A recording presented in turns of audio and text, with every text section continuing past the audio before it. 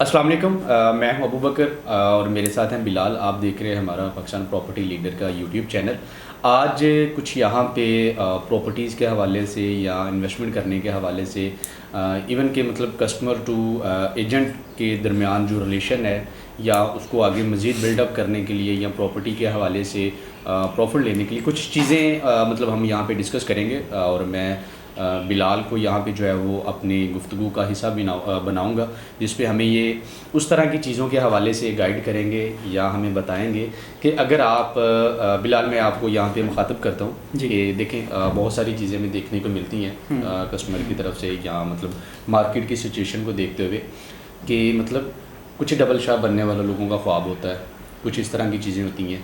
तो सिंपली मैं अगर आपके पास ये सवाल एक रखता हूँ कि किस तरह के एजेंट के साथ अगर आप काम करते हैं तो वो आपकी जो प्रॉपर्टी है उसको किस तरह से बढ़ा के मीन के मतलब आपको कितने टाइम बाद वो प्रॉफिट की तरफ लेके आता है, ठीक है, या आपका जो उसके साथ रिलेशन है वो किस तरह से मज़ीद आगे जो है वो चीज़ों को लेते हुए चल सकता है। बहुत शुक्रिया अबू बकर। अच्छा, यहाँ पे एक बात हम लोग भी नोट करते हैं कि जब हमारा कोई भी क्लाइंट या इन्वेस्टर जो है वो मार्केट के अंदर आता है तो उसमें से 90% ऐसे लोग होते हैं कि जिन्होंने अपना होमवर्क खुद से नहीं किया होता। बिल्कुल ठीक है, ठीक है। उन्होंने ये तो सोच लिया होता है कि मैं रियल एस्टेट के अंदर इन्वेस्टमेंट करने जा रहा हूँ, लेकिन ये नहीं पता होता कि मैंने इन्वेस्टमेंट का टाइम टेन्योर कितना सोचा हुआ है। ठीक है, मैंने 1 साल के बाद अपना रिटर्न लेना है, मैंने अगले 5 साल के लिए प्लान किया है, या मैं किन चीज़ों की तरफ जाना चाह रहा हूँ। ठीक है, पहली चीज़ तो ये आ जाती है।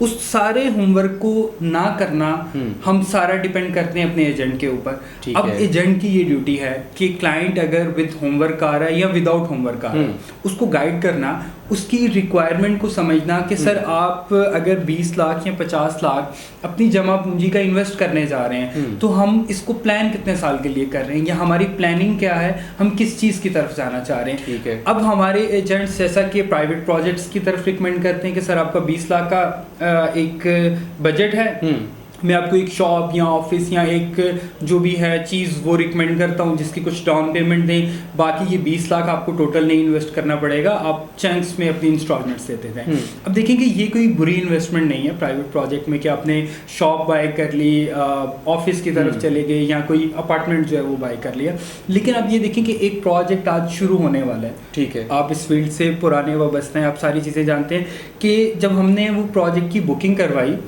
बुकिंग के बाद बहरिया के एसओपीज़ हैं या जिस भी जगह पे है वो गवर्नमेंट के अथॉरिटीज़ के एसओपीज़ हैं, उनको फॉलो करते हुए कि आपकी डिगिंग का मरहला आया, सॉइल टेस्ट का मरहला आया, उसके एनओसीज़ मिले, वो फिर फर्दर अपना काम आहिस्ता आहिस्ता लेकर चलते रहते हैं। जो एजेंट है वो जिनकी वहाँ पे इन्वेस्टमेंट करवा रहा है प्राइवेट के अंदर, मतलब उसकी रिस्पॉन्सिबिलिटी है कि वो ये सारी चीज़ों से उनको अपडेट करते रहें। बिल्कुल, मैं अब यहाँ पे जो बात बता रहा हूँ कि अब ये सारे प्रोसेस होते हुए टाइम टेकिंग होते हैं। जब भी किसी अदारे के पास जा रहे हैं तो वो टाइम टेकिंग है। तो बिल्डर अगर अपना काम करना भी चाह रहा है तो दूसरी जो इन्वॉल्वमेंट्स हैं वो उसको लेट करते जाएंगे। 2.5 साल की अगर कंप्लीशन थी तो वो 4 साल पे चलेगी, 3 साल पे चलेगी।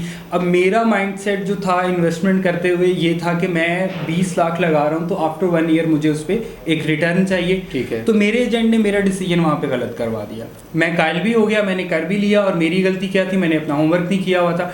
अब वहाँ पे देखें, अगर वही एजेंट आपको ऑन ग्राउंड प्रॉपर्टी की तरफ ले जाता, किसी प्लॉट की तरफ ले जाता, प्लॉट एक ऑन ग्राउंड ऐसी चीज़ है, वो किसी भी सोसाइटी का हो, जगह का हो, ज़मीन का टुकड़ा हो आपके पास, वो लाजमी आपकी एक टिकट की तरह का होता है कि जिसको कभी भी अर्जेंसी के अंदर भी सेल करके आप निकल सकते हैं। ठीक है। तो एजेंट का आपका डिसीजन मैच होना, अपना होमवर्क होना, एक समझदार एजेंट के साथ डील करना, सबसे पहली बात ये होती है कि आपका एजेंट इतना एजुकेट है कि वो आपको डिफरेंट अपॉर्चुनिटीज तो दे रहा है, आपकी रिक्वायरमेंट समझ रहा है, आपसे क्वेश्चन आंसर का एक सेशन चला रहा है। जब तक आप क्वेश्चन आंसर का सेशन नहीं लगाएंगे, सीधी अपनी बस 20 लाख है मेरे पास, 50 लाख है, मुझे इन्वेस्ट करवा दो, तो तब लाजमी ये हो सकता है कि आपको गलत जगह पे इन्वेस्ट करवा दिया जाए, जिसकी वजह से आप अगली अपनी 5 नस्लों को भी ये कहें कि रियल एस्टेट के अंदर इन्वेस्टमेंट नहीं करनी।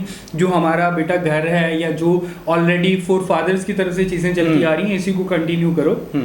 फर्दर अपना पैसा जो इन्वेस्ट करना है या रखना है उसको बैंक्स के अंदर रख लें या कहीं और रख लें। ठीक तो है। डिसीजन ऑफ एजेंट एजेंट का गाइड करना ये बहुत ज़रूरी होता है। अच्छा, यहाँ पे बिलाल अभी जो चीज़ें चल रही हैं, जिस तरह से हालात चल रहे हैं, मेरा जो ख्याल है कि जो भी बंदा आज प्रॉपर्टी लेने के लिए आ रहा है बहरिया टाउन के अंदर, वो एजेंट से ज़्यादा खुद एजुकेट है वीडियोस को देखते हुए, और जिस तरह मार्केट के अंदर एक ब्रेक लगा हुआ है आपके सामने है, उस तरह से सेल परचेज हमें देखने को नहीं मिल रही।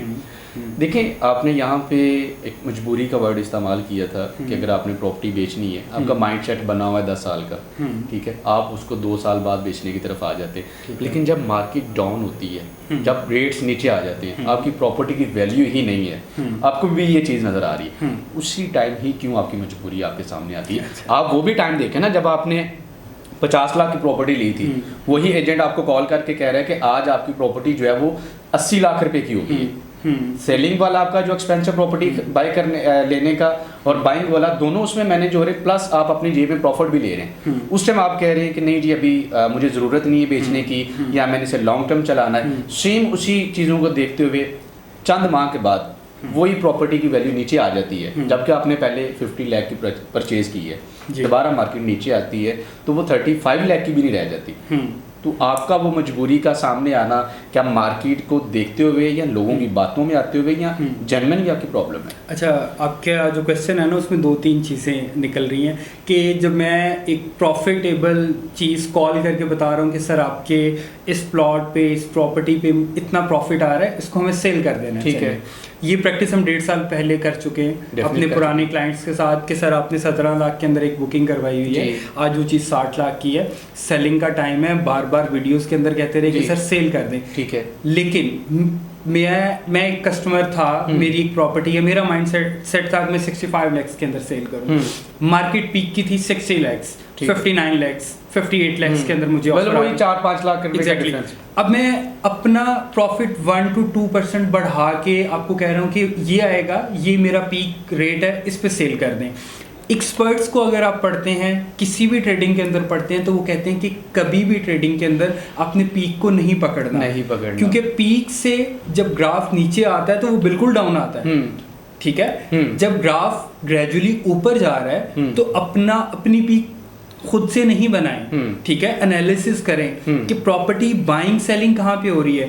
अगर मैं बाय करना चाह रहा हूँ तो मुझे 60 लाख का रेट मिल रहा है अगर, और अगर मैं सेल करने जा रहा हूँ मुझे 55 लाख का रेट मिला है, इट मींस कि 55 से 60 के दरमियान में आपकी प्रॉपर्टी की वर्थ है, मतलब वो कुछ तब सेल करना चाहिए उसको, ठीक है। तब भी मेरी जरूरियात होती हैं, लेकिन मैं तब सेल नहीं करता, मुझे लालच होता है, उस लालच की वजह से मैं वो सेल नहीं करता, और उस जरूरत को पूरी करने के लिए तब मैं अपनी लग्जरी जो है उसको इग्नोर करता हूँ, ठीक है। उसको इग्नोर करके अपनी वो जरूरत पूरी कर लेता हूँ। जब मार्केट डाउन होती है तो बहुत सारे हमारे लोग डर जाते हैं कि अब पता नहीं क्या होने वाला है, ठीक है। जबकि वही किला जब मार्केट अच्छी होती है तो करते हैं कि यार मैं नुकसान में बेच के चला गया था। अब ये टाइम होता है कि जब अपने असल में अपनी लग्जरीज को माइनस करना होता है। समझदार इन्वेस्टर्स कभी भी ऐसे हालात में जो 2023 में भी चल रहे हैं अपनी प्रॉपर्टीज, अपनी इन्वेस्टमेंट्स को सेल नहीं करते, सेलिंग की तरफ नहीं जाते, वो बल्कि अपनी ऑलरेडी जो उनकी लग्जरीज हैं उनको कम करके वहां से पैसा निकाल के रियल एस्टेट के अंदर लगाते हैं, क्योंकि रियल एस्टेट एक वाहिद वो चीज़ है। मैं आपको बताऊं कि 2023 में हमें बहुत सारी खबरें देखने को मिली, पाकिस्तान डिफॉल्ट हो रहा है, बैंकरप्ट हो रहा है। श्रीलंका के अंदर ये चीज़ हुई, मैंने रिपोर्ट्स पढ़ी हैं, जैसे ही श्रीलंका डिफॉल्ट हुआ है वहाँ पे रियल एस्टेट की मार्केट को आग लग गई है, लोगों ने बहुत ज़्यादा वहाँ पे परचेजिंग की। अब उसमें देखें फ़ायदा किन लोगों को हुआ, जिनकी टाउन्स के अंदर इन्वेस्टमेंट थी, ना कि आपने जिन सोसाइटीज़ का वजूद नहीं है उसके अंदर इन्वेस्टमेंट की हुई थी। लोगों ने क्या किया कि जो on ground with in city या जहाँ पे सारी फैसिलिटीज़ थी उन जगहों की तरफ मूव करना शुरू किया। क्या हुआ कि जिन लोगों ने अपना पैसा बैंक्स के अंदर रखा हुआ था उसका 1,50,00,000 रह गया, लेकिन जिसने वही अपना 1 करोड़ रियल एस्टेट के अंदर लगाया हुआ तो उसे वो 2 करोड़ नजर आया। बिल्कुल, आपके पैसा भी सेफ हो। और मैं अगर कहूँ कि डॉलर या बाकी करेंसीज की बात करूँ कि उसमें अप्स डाउन्स आ रहे हैं, चीज़ें हो रही हैं, तो उसमें एक अगर हम पैसा रखेंगे बैंक के अंदर फिर तो डीवैल्यू होता रहेगा, लेकिन अगर मैं इन्वेस्टमेंट करके रखूंगा, राइट टाइम का वेट करूंगा, तो डेफिनेटली मुझे उसमें से फ़ायदा होगा।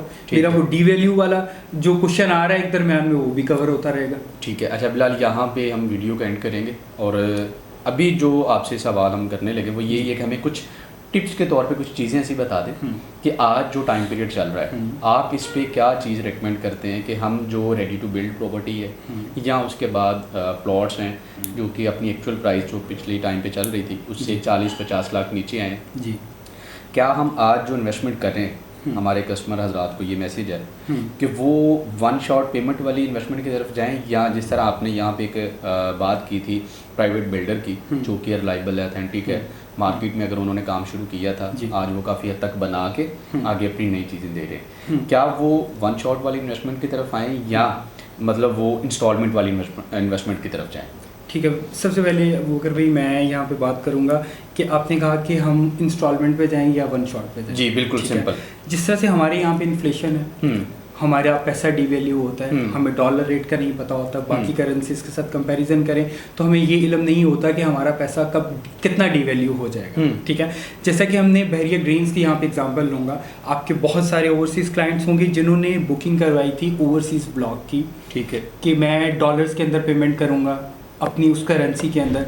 आज एक नॉर्मल पाकिस्तान के अंदर जिसने प्लॉट लिया हुआ था वो 86,250 रुपए की क्वार्टरली इंस्टॉलमेंट दे रहा है। ठीक है, इसी तरह से जो हमारा ओवरसीज है जो डॉलर्स के अंदर पे कर रहा है उसको कभी लाख पे करनी पड़ती है तो कभी 1.25 लाख इंस्टॉलमेंट पे करनी, 25,000 रुपए का डिफरेंस है, एक्स्ट्रा पे कर रहा है। मतलब वो 16,75,000 का जो प्लॉट था उसको वो कॉस्ट कर रहा है 25 लाख के अंदर आराम से कर रहा है। मार्केट जब इंक्रीज करती है इसके ऊपर 10 लाख ऑन आता है जो मैक्सिमम हमने 10 से 12 लाख देखा, तो ओवरसीज ने जिसने डॉलर्स के अंदर पेमेंट की थी वो तो सी लेवल पे खड़ा।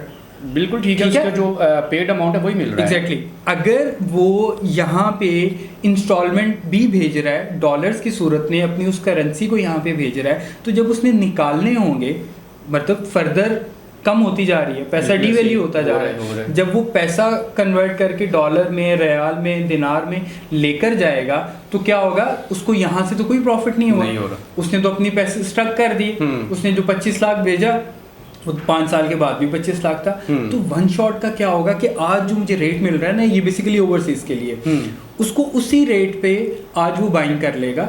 कल को ये जो पैसा डिवैल्यू होना है ना, अगर होता है अल्लाह ना करे तो उस नुकसान से बच सकता है। कि ये एक रिस्क फैक्टर जो है ना बहुत बड़ा, इस जिसकी वजह से हमारे ओवरसीज परेशान रहते हैं कि हम इन्वेस्टमेंट करते हैं, अगर हमें प्रॉफिट आ भी रहा है तो पैसा इतना डिवैल्यू हो चुका होता है कि हमें उसकी मद में कुछ भी हासिल नहीं हो रहा होता। अगर तो वो ओवरसीज जिन्होंने अपना पैसा पाकिस्तान में ही रखना है, जो लगाया ना कि वापस वहाँ पे लेके जाना है, उनके लिए तो फ़ायदा है कि उनकी वो चीज़ें और तरह से कि वहाँ से जब वो कन्वर्जन रेट करके बेचते हैं तो उन्हें बहुत कम पैसे भेजने पड़ते हैं पाकिस्तान और उनकी प्रॉपर्टी बन जाती है। और दूसरी हमने बात की वन शॉट पेमेंट पे। वन शॉट पेमेंट पे देखें, आज प्रेजेंट 23 के अंदर मुझे 25-27 लाख का एक प्लॉट मिल जाता है जिसकी वर्थ 55-60 लाख की सेलिंग हम लोगों ने खुद की है। वहाँ 50 लाख का वो प्लॉट मिलता था जो नॉन डेवलप्ड है, पीछे जो डिप्रेशन वाला एरिया है जहाँ पे डेवलपमेंट आज भी कुछ हद तक नहीं हो रही है, अभी हो रही है, ठीक है, वहाँ पे मिलता था। वो प्लॉट है वन शॉट पेमेंट करके वहाँ से अपने पैसे को डबल करना। ठीक, ये यहाँ पे मैं मेंशन करूँगा कि आपका एजेंट ऐसी जगहों पे इन्वेस्टमेंट करवा के आपके कैपिटल को डबल कर सकता है। बहुत शुक्रिया बिलाल, बहुत शुक्रिया। मतलब ये वो बेसिक पॉइंट्स थे जो हम अक्सर चीज़ों को लेते हुए अपने कस्टमर्स के साथ चीज़ों को डिस्कस करते हैं, उनको वन बाय वन एक चीज़ जो है वो उनके तक कन्वे करते हैं, लेकिन फिर भी वो किसी हद तक चीज़ों को समझते नहीं हैं, क्योंकि डेफिनेट हर बंदे के साथ किसी ना किसी तरह से चीज़ों को लेते हुए वो कभी किसी के हाथ लग जाना या किसी ऐसे बंदे के हाथ लग जाना जिसको खुद भी उन चीज़ों का आइडिया नहीं है। डेफिनेट अगर आप किसी के साथ करोड़ों की ट्रांजैक्शन कर रहे हैं तो आप पहले उसको जज करेंगे कि ये बंदा करोड़ों वाला है या नहीं है, जो मेरी प्रॉपर्टी को या मेरी इन्वेस्टमेंट को आगे लेके चलेगा। आप इन सारी चीज़ों को मद्देनज़र रखते हुए, इन सारी चीज़ों का ख्याल रखते हुए मार्केट में आएँ, अपनी वर्किंग करके, अपना होमवर्क करके, ताकि आने वाला जो टाइम है आपको किसी भी तरह की परेशानी का सामना ना करना पड़े। मज़ीद आपकी किसी भी तरह की क्वेरी हमारे दिए गए नंबर पर कॉन्टैक्ट कर सकते हैं और कमेंट सेशन में आप अपनी राय से हमें आगाह भी कर सकते हैं। जज़ाकल्लाह, अस्सलाम वालेकुम।